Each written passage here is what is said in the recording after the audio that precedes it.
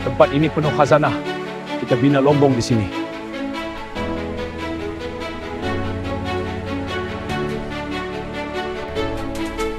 Tuan Fraser, kawasan ini kaya dengan biji timah.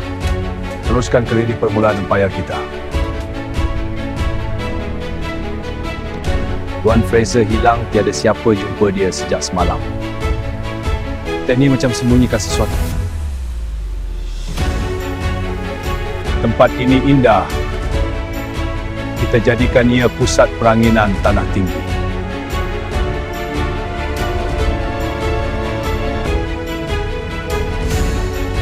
Rasanya seperti berada di England.